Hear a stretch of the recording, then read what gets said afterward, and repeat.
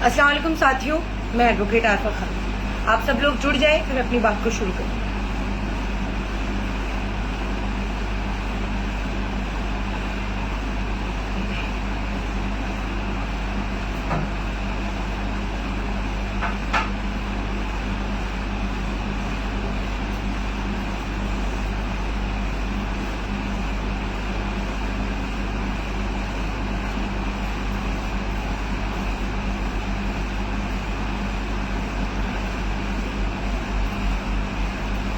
साथियों, जैसा कि हम सभी जानते हैं कि जिस तरीके से दिल्ली के अंदर नफरत परोसने की कोशिश की जा रही है, नफरत गर्दी की राजनीति हो रही है। जहांगीरपुरी में हमने देखा, उसके बाद दिल्ली में जगह जगह गरीब मजदूर मुसलमान जहां रहता है, हर जगह पर जिस तरीके से बुलडोजर नफरती बुलडोजर ला करके और लोगों के दिमाग में नफरत का खौफ बिठाने की और नफरत बिठाने की कोशिश की गई, ये हम सब ने देखा।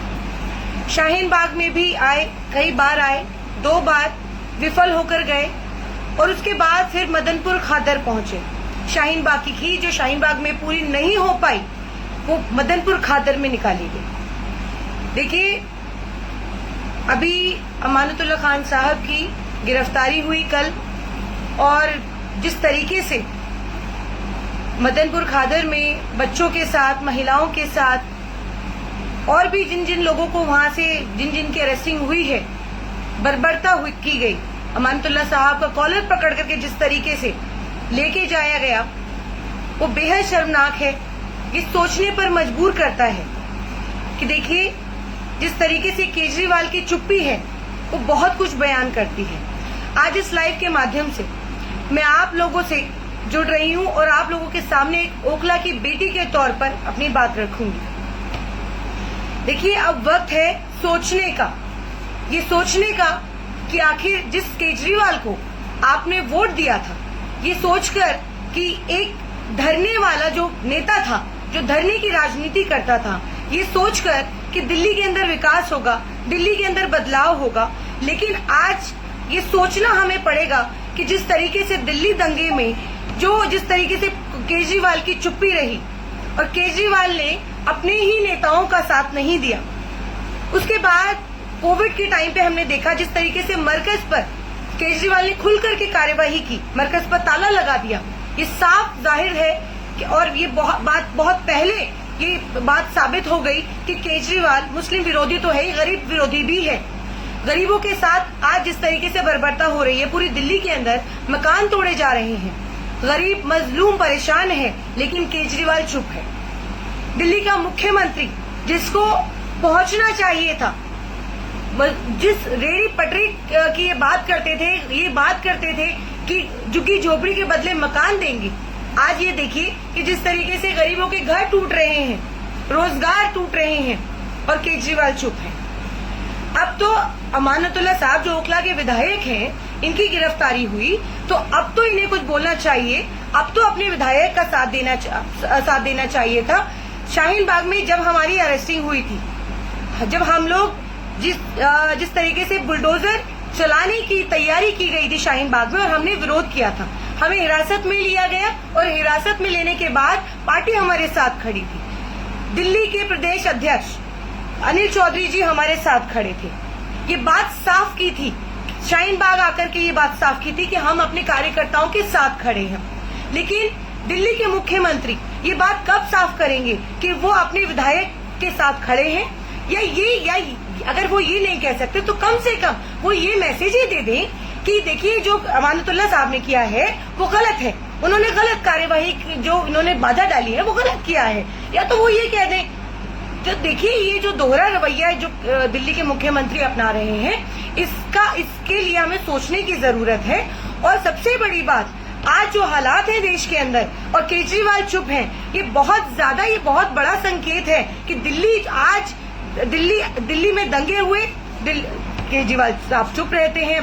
दिल्ली जल रही थी, केजरीवाल साहब चुप थे, दंगे हुए, और जब जिस तरीके से वहां पर स्टोन पेंटिंग हुई, वो केजरीवाल साहब चुप थे और ये कहा कि देखिए, एक सख्त कार्यवाही की जाएगी। और सख्त कार्यवाही किस पर होती है, हम सब बहुत अच्छे से जानते हैं। जिस तरीके से खास तौर पर एक लिस्ट आई और उसके अंदर जिस तरीके से सिर्फ मुस्लिम नाम आए, तो ये देखिए साफ तौर पर ये इनकी मानसिकता दिखाता है।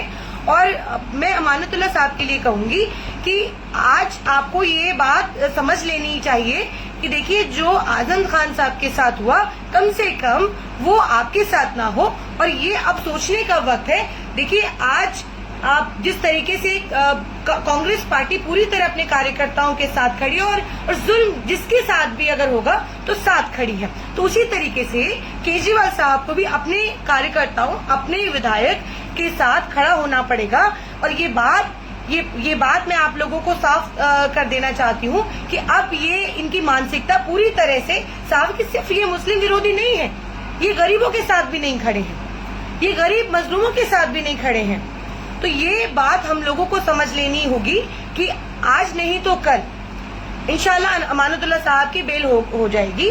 और एक केस में हो या 2 केस में जिसमें भी इनके नाम है, इंशाल्लाह इनकी बेल हो जाएगी। ये कोई बहुत बड़ी बात नहीं है। लेकिन जो ये मानसिकता है, जो केजरीवाल की मानसिकता है, ये बात समझनी बहुत ज्यादा जरूरी है कि अगर दिल्ली के अंदर इंक्रोचमेंट के नाम पर ये नफरत अगर बोई जाएगी, नफरत फैलाने की कोशिश की जाएगी और बिना नोटिस के, बिना किसी इंटीमेशन के, जहां जिस तरीके से शाहीन बाग में बुलडोजर लाया गया और सुबह से मेन स्ट्रीम मीडिया ये दिखाने की कोशिश कर रहा था, ये दिखा रहा था कि देखिए किसी तरीके की कोई कार्यवाही शाहीन बाग के अंदर नहीं होगी, क्योंकि पहले ही शाहीन बाग में लोगों ने इंक्रोचमेंट हटा लिया था, तो किसी तरीके का कोई इंक्रोचमेंट नहीं था। लेकिन उसके बावजूद 10:30 बजे बुलडोजर आता है और ये मेन स्ट्रीम मीडिया ये चलाता है कि देखिए अब शाहीन बाग को रौंदा जाएगा, शाहीन बाग को तबाह बर्बाद कर दिया जाएगा, ताकि जो बीजेपी का कम्युनल वोटर है उसको खुश करने के लिए इस तरीके के जो नफरत का बुलडोजर लाया गया। और एक बात और बता देना चाहती हूँ कि जिस तरीके से सुबह से ये खबर चल रही थी, उसके बाद ये बुलडोजर का आना और अधिकारियों का ना होना, ये बहुत बड़ा संकेत है कि शाहीन बाग में जिस तरीके से जब सड़क पर बहनें बैठी थी और हम लोग सड़क पर थे 103 दिन, वहाँ कपिल मिश्रा जैसे लोग और राम भक्त जैसे लोग बंदूक लहराते हुए आते हैं और यहाँ पर फायरिंग करते हैं। तो ये क्यों ना पूछे, हमारे घर टूट जाएंगे और हम पूछेंगे भी नहीं। हर मेन स्ट्रीम मीडिया ये दिखा रहा है कि देखिए विरोध कर रहे हैं, जो शाहीन बाग के लोग जिस तरीके से विरोध कर रहे थे लगातार, क्यों ना विरोध करेंगे। आप हमारे घर पर बुलडोजर चला देंगे और हम विरोध भी ना करें। तो ये 15 सालों तक बीजेपी एमसीडी के अंदर बीजेपी है। और ये देखिए जिस तरीके से मदनपुर खादर के अंदर कार्यवाही हुई, मैं ये बात पूछना चाहती हूँ कि जो बिल्डिंग वहां पर गिराई गई, आलीशान 6 मंजिला बिल्डिंग थी, वो किसी बिल्डर की थी, जाहिर है। तो वो बिल्डिंग में जो फ्लैट्स हैं वो क्या किसी एक बिल्डर के हैं? तो जाहिर है जब बिल्डिंग बनती है तो लोग अपना आशियाना, सपनों का जो आशियाना है उसको खरीदने के लिए 4 पैसे जोड़ते हैं, अपने बच्चों का पेट काट करके उस बिल्डर को, उस फ्लैट वाले को पैसा देते हैं ताकि उनके सर पे छत आ जाए। आज जो वो फ्लैट, आज वो जो बिल्डिंग गिरी है वो किसी न किसी की होगी। तो क्या एक दिन के अंदर ये बिल्डिंग तैयार हो गई कि आप एक दिन के अंदर बिल्डिंग खड़ी हो गई 6 मंजिला और आपको पता चला और आप फौरन आ गए उसको गिराने के लिए? तो विरोध है क्या, ये समझना जरूरी है। कि विरोध क्या था। जब ये वो 6 मंजिला बिल्डिंग बन रही थी तो उस वक्त आप कहाँ थे?